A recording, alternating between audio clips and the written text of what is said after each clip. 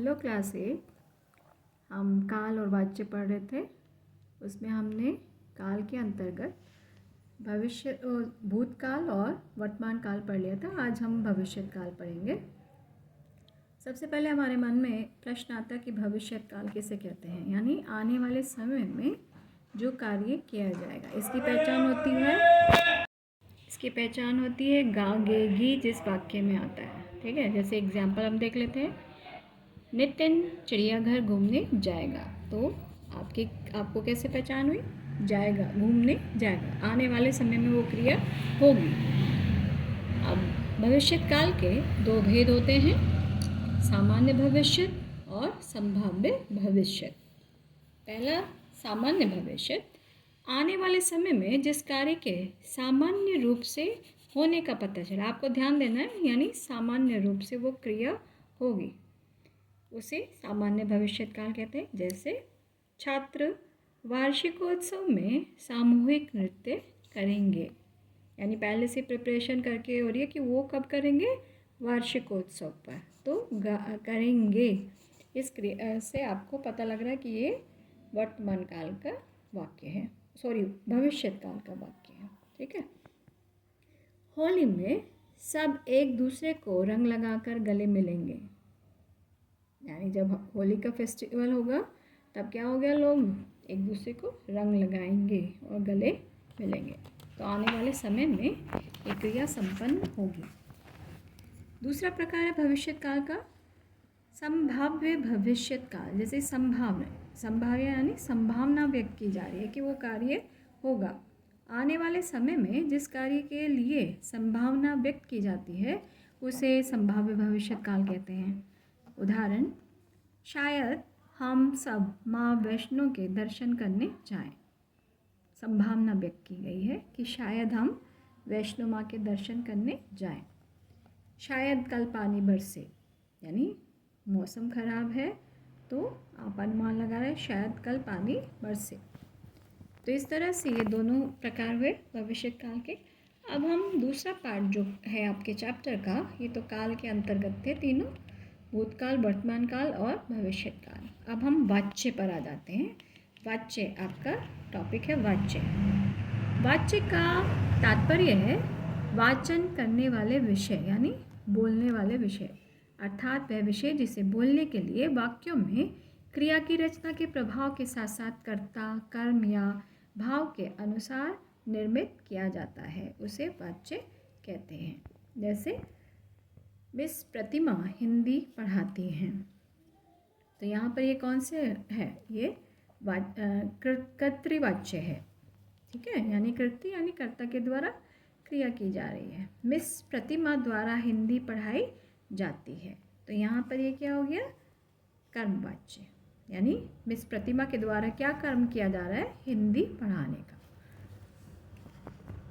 किसी वाक्य में क्रिया के जिस रूप से क्रिया, कर्ता, कर्म या भाव के अनुसार प्रयोग होती है उसे वाच्य कहते हैं। यहाँ आपको ध्यान देने योग्य बात है वो क्रिया, यानी किसी सेंटेंस में क्रिया का रूप चाहे तो वो कर्ता के अनुसार होगा, कर्म के अनुसार होगा या भाव के अनुसार होगा, उसे वाच्य कहते हैं। वाच्य के तीन भेद होते हैं, कर्तृवाच्य, कर्मवाच्य और भाववाच्य।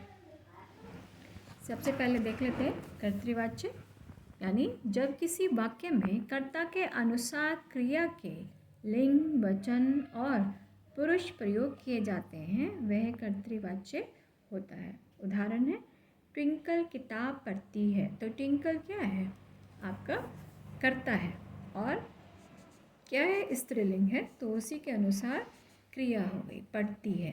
ठीक है। राकेश दौड़ता है, तो यहाँ पर कर्ता क्या है आपका, राकेश, तो पुल्लिंग होने से क्रिया दौड़ता है आ गई है। ठीक है। अब है कर्मवाच्य, जब किसी वाक्य में कर्म के अनुसार क्रिया के लिंग, वचन और पुरुष का प्रयोग किया जाता है वह कर्मवाच्य कहलाता है।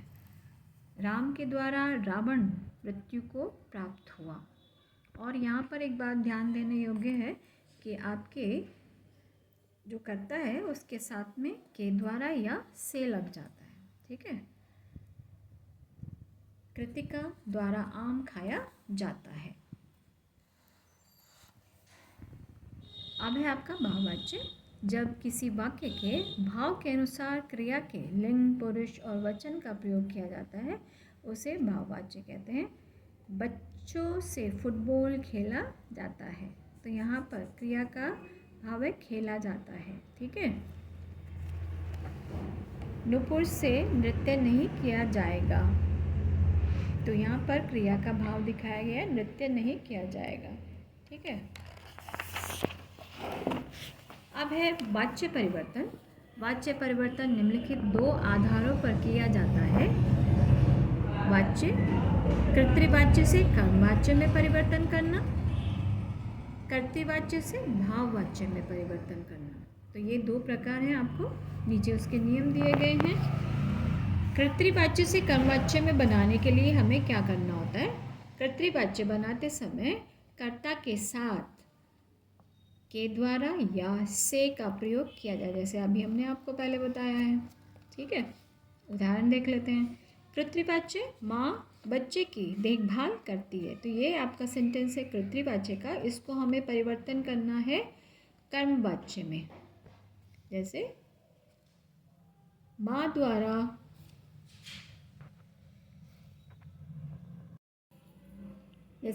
माँ बच्चे की देखभाल करती है, तो इसको कर्मवाच्य में कैसे परिवर्तित करेंगे?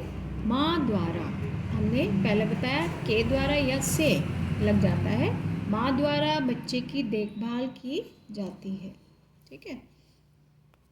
एक और बात ध्यान देने की है, जब हम कर्मवाच्य में पर यहाँ पर आपको रूल नहीं दिया गया है, तो यहाँ पर जाना क्रिया जैसे करती है, कृति क्रिया के लिए की आ जाएगा, वो पास्ट टेंस की क्रिया हो जाएगी यानी भूतकाल की, लेकिन उसके साथ में आपके कर्ता के अनुसार जाता जाना क्रिया के रूप लग जाता है, तो यहाँ पर जाती है आ जाए, की जाती है। ठीक है। अमित पाठ पढ़ता है, अमित द्वारा पाठ पढ़ा जाता है, तो पढ़ता यहाँ पर क्या है? वर्तमान काल की क्रिया है, लेकिन उसको हमने भूतकाल की क्रिया कर दिया और उसके साथ में जाता है लग गया, सेम एज वर्तमान काल। कमला कविता लिखती है, कमला से कविता लिखी जाती है। विश्वनाथ आनंद चेस खेलता है, विश्वनाथ आनंद से चेस खेला जाता है। मुकेश सब्जी लाता है, मुकेश द्वारा सब्जी लाई जाती है।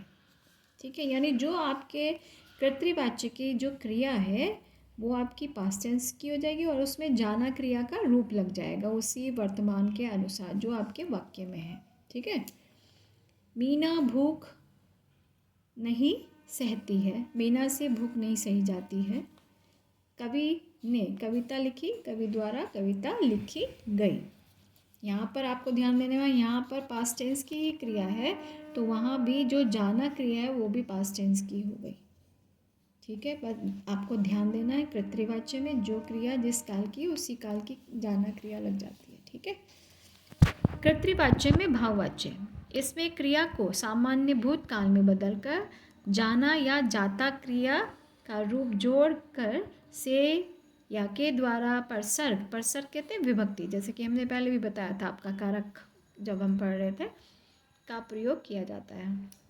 बच्चे दौड़ते हैं, बच्चों द्वारा दौड़ा जाता है।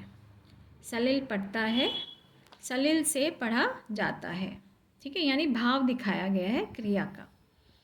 कुत्ते भौंकते हैं, कुत्तों से भौंका जाता है। और आपको ध्यान देना है जब आप इसका रूप परिवर्तित कर रहे हैं तो आप यहाँ पर अपनी क्रिया देख लेंगे। है यहाँ पर बच्चे दौड़ते हैं, तो यहाँ पर प्लूरल यानी बहुवचन की है, तो यहाँ पर बच्चे का रूप क्या हो जाएगा? बच्चों द्वारा दौड़ा जाता है। ऐसे यहाँ पर कुत्ते भौंकते हैं, कुत्तों द्वारा भौंका जाता है, फिर क्रिया में नहीं लगेगी जब कर्ता आपका बहुवचन का हो गया। ठीक है। ये ध्यान देना है। कमलेश पढ़ता नहीं है, कमलेश से पढ़ा नहीं जाता है। हिरन दौड़ता है, हिरन से दौड़ा जाता है। बच्चे खेलते हैं, अब यहाँ पर क्रिया आ गई बहुवचन की, तो यहाँ पर क्या हो जाएगा? बच्चे का रूप बच्चों से खेला जाता है। मृदुला गीत गाती है, मृदुला से गीत नहीं गाया जाता, यहाँ नहीं आएगा, मृदुला गीत नहीं गाती है, मृदुला से गीत नहीं गाया जाता। तो ये हमने वाक्य पढ़ा है। अब नेक्स्ट वीडियो में हम इसकी एक्सरसाइज करेंगे। यहीं पर हम विराम लेते हैं। धन्यवाद।